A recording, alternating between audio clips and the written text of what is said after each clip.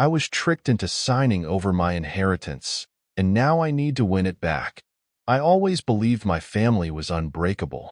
We weren't the kind of people who fought over money or let greed destroy our bonds. Or at least, that's what I told myself. My parents had worked hard to build a comfortable life, and when they passed away, they left behind not just memories but a legacy that was supposed to provide for me and my younger sister, Clara. It was simple, fair, and secure. Or so I thought.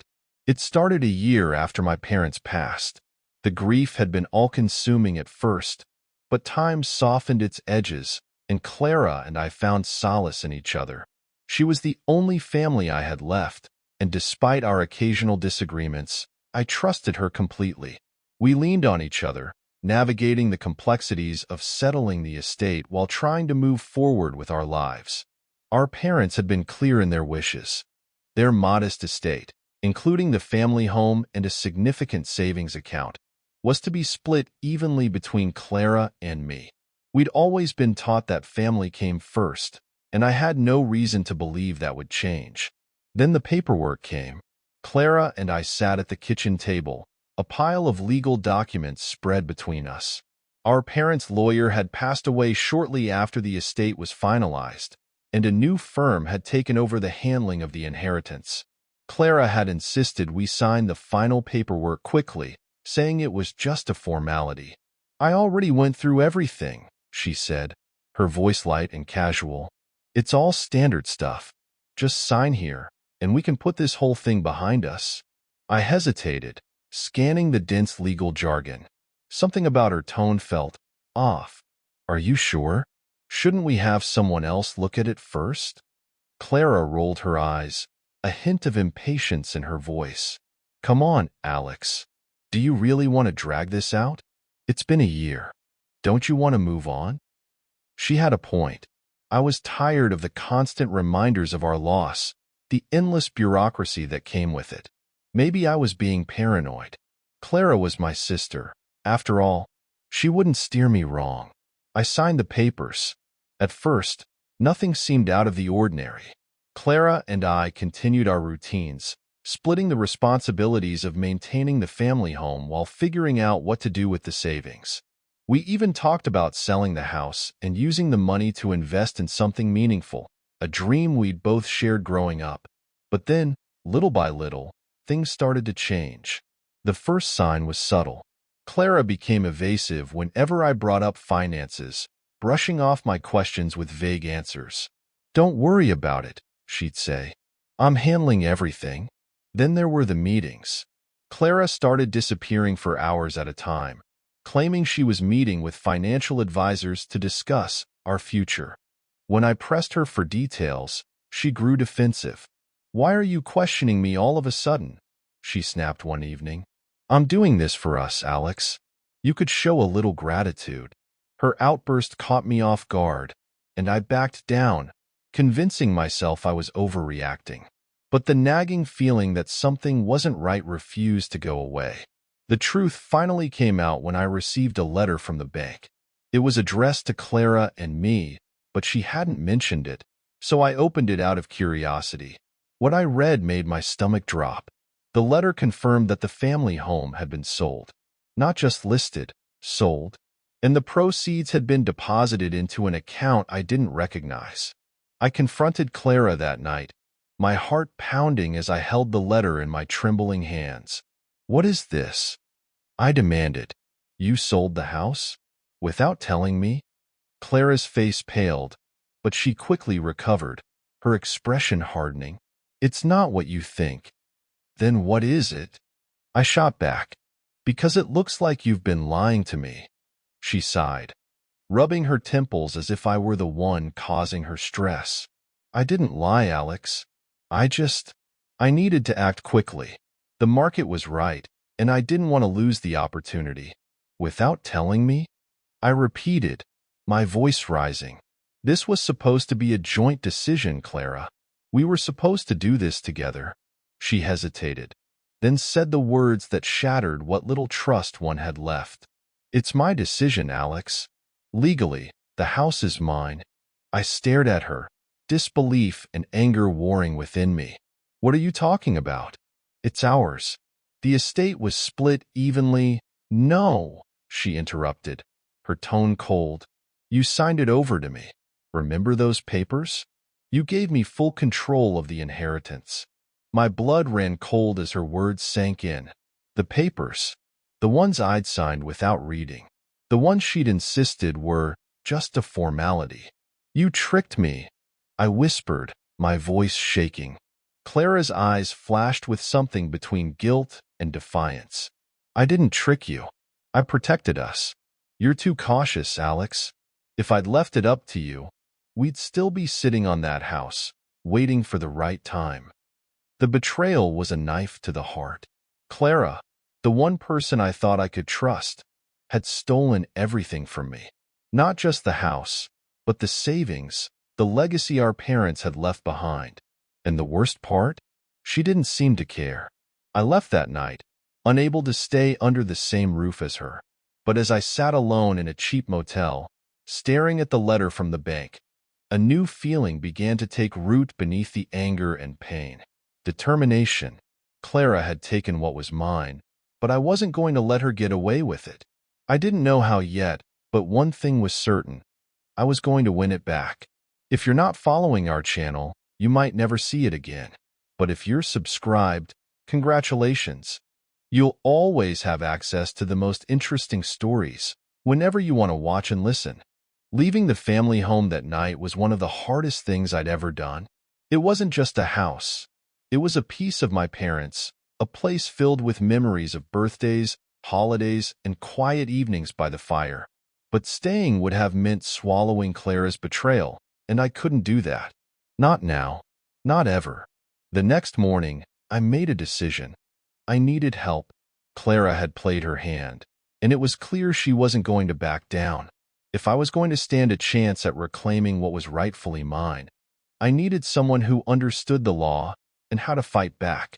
My first stop was a local lawyer, someone I found after a frantic late-night search on my phone. His name was Liam, a no-nonsense attorney with a reputation for taking on messy family disputes. When I walked into his office, I wasn't sure what to expect, but his calm demeanor immediately put me at ease. "Tell me everything," Liam said, his pen poised over a yellow notepad. I explained the situation as best I could, the inheritance, the documents Clara had tricked me into signing, and the sale of the family home. The more I talked, the more Liam's expression darkened. "She manipulated you," he said when I finished. "It's not uncommon in cases like this, especially when there's a large estate involved. But the good news is, you might have a case."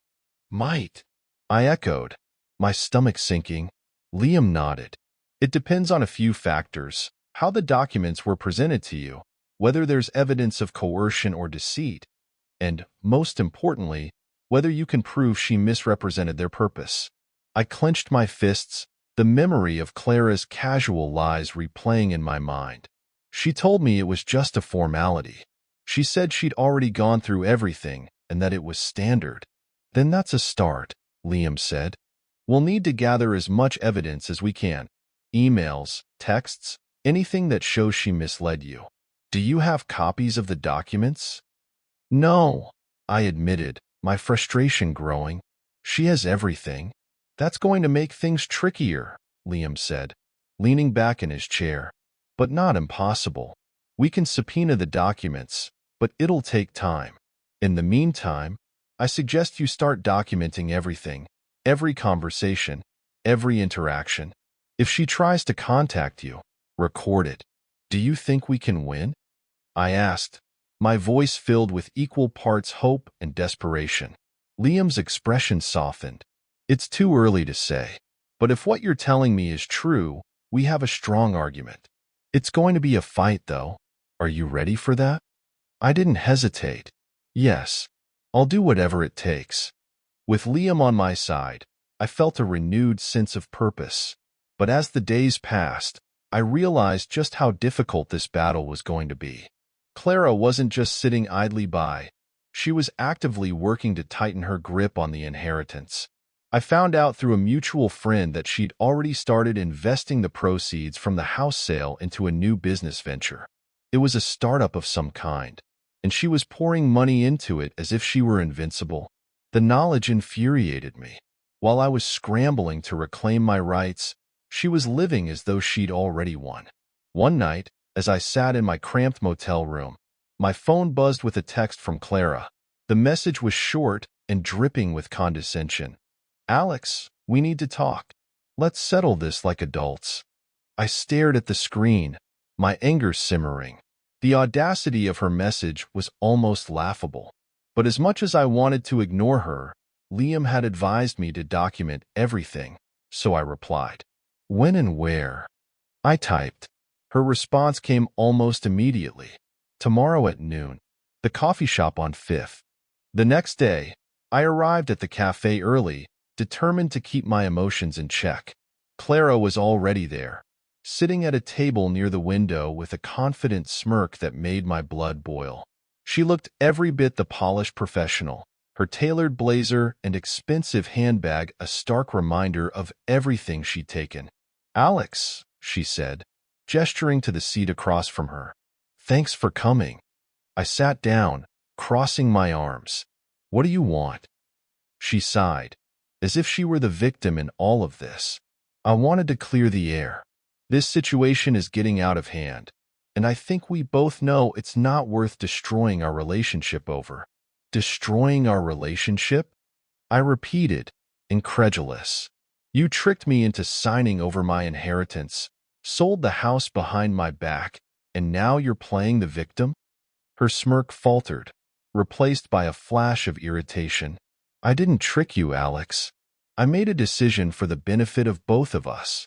You're just too stubborn to see it." I leaned forward, my voice low. "You took what was mine, what our parents left for both of us.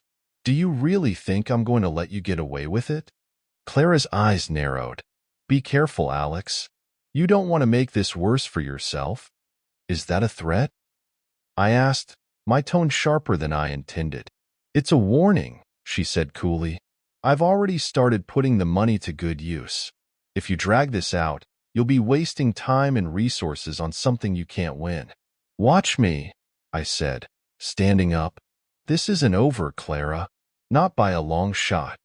That encounter only fueled my determination. Over the next few weeks, Liam and I worked tirelessly to build our case.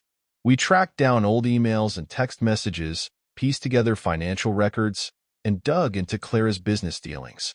The more we uncovered, the clearer it became that her actions weren't just unethical, they were legally questionable.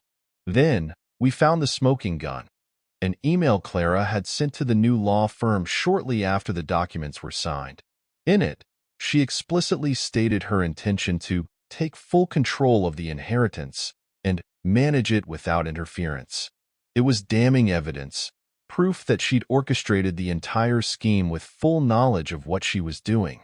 When we filed the lawsuit, Clara's confidence finally began to crack. She called me late one night, her voice trembling with a mix of anger and desperation. "Why are you doing this, Alex?" she demanded. "We're family. You should have thought about that before you betrayed me," I said, my voice steady. "This is on you, Clara, not me." "You're making a mistake," she said, her tone hardening. "You don't know what you're getting yourself into." But for the first time in months, I felt like I did. I was fighting for what was mine, and I wasn't going to back down. The lawsuit was a declaration of war, and Clara responded accordingly. Within days of being served, she hired a high-powered legal team to counter Liam's efforts. Their tactics were aggressive, filing motions to delay the case and attempting to have it dismissed on technicalities.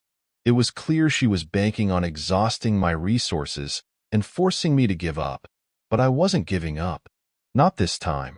The first court hearing was tense.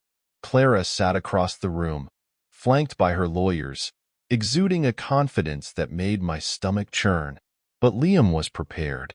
He presented the evidence we'd gathered, including the email where Clara outlined her plan to take control of the inheritance. The judge seemed unimpressed by her team's attempts to deflect, and by the end of the hearing, the case was allowed to proceed. It was a small victory, but it felt monumental. Afterward, Clara approached me outside the courthouse. Her confident mask had slipped, replaced by a look of barely contained frustration. "Congratulations," she said, her voice dripping with sarcasm. "You've bought yourself more time to waste on this nonsense." "It's not nonsense," I replied firmly. "It's justice." Her eyes narrowed. "You're going to regret this, Alex." Over the next few weeks, the battle intensified. Clara's lawyers dug into every aspect of my life, trying to find something, anything, they could use to discredit me.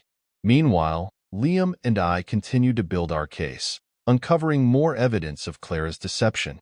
One night, as I was reviewing documents in my motel room, my phone buzzed with a message from an unknown number. "Meet me at the park by the old fountain. Midnight. Come alone." My instincts told me it was a trap, but I couldn't ignore the possibility that it might lead to something useful.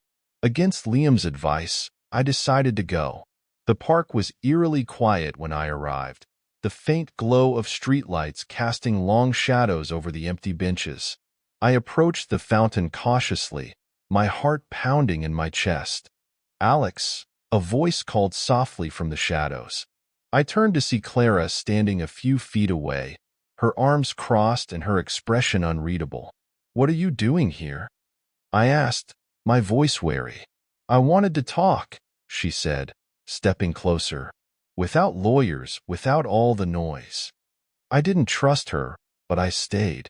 "What do you want, Clara?" She sighed, rubbing her temples. For the first time, she looked genuinely tired. "Look, this has gone too far. We're tearing each other apart. And for what? Money? A house? Is it really worth it?" "You tell me," I shot back. "You're the one who started this." Her face tightened. "I didn't start anything. I made a decision because I thought it was the right thing to do. Maybe I went about it the wrong way, but my intentions were good." "Good intentions?" I said, my voice rising. "You lied to me. You stole from me. Don't try to paint yourself as the victim." Clara's composure cracked, and for a moment, I saw a flash of the sister I used to know, the one who laughed with me in the kitchen while we baked cookies, who cried on my shoulder when our parents died. "I didn't want it to be like this," she said softly. I thought I could handle it better than you." "And you thought that gave you the right to take everything?" I asked, my voice heavy with disbelief. "To betray me?" She didn't answer, her silence more damning than any excuse she could have offered. As I walked away that night, I realized something important. Clara wasn't the enemy. Not entirely. She was driven by fear, by a misguided belief that she was the only one capable of carrying our family's legacy. But that didn't absolve her of her actions. She'd made her choice, and now, so had I. The trial date finally arrived, and the courtroom buzzed with anticipation as Liam presented our case. He meticulously outlined Clara's deception, using the email as a cornerstone of our argument. Witnesses testified to her secretive behavior, and financial records painted a clear picture of her manipulation. Clara's lawyers fought back with everything they had, trying to frame the situation as a simple misunderstanding. But their arguments rang hollow, especially when Clara herself took the stand. "Did you tell your brother the true nature of the documents he was signing?" Liam asked, his tone calm but firm. Clara hesitated, her gaze darting to her lawyers. "Not exactly," she admitted, "but I didn't lie either." "You didn't lie?" Liam repeated, raising an eyebrow. "You told him the documents were a formality. Was that true?" She shifted uncomfortably. "No." "And did you inform him of your plan to take full control of the inheritance?" Clara's silence was deafening. When the trial concluded, it felt like the longest wait of my life. Days turned into weeks as the judge deliberated, and every moment was filled with anxiety. But when the decision finally came, it was worth every second. The court ruled in my favor, declaring the documents Clara had tricked me into signing void due to misrepresentation and deceit. The inheritance was reinstated, and the proceeds from the house sale were ordered to be divided equally. After the ruling, Clara and I didn't speak for weeks. When she finally reached out, it was with a simple text, "I'm sorry." I didn't reply. Maybe one day I'd find it in my heart to forgive her, but for now, I needed space to heal. Trust, once broken, isn't easily repaired. Reclaiming my inheritance wasn't just about the money or the house. It was about standing up for myself, for my parents' legacy, and for the values they'd instilled in me. Clara had lost her way, and while I hoped she'd find it again, I knew I couldn't wait for her. I had my life back, and for the first time in a long time, I felt free. The end.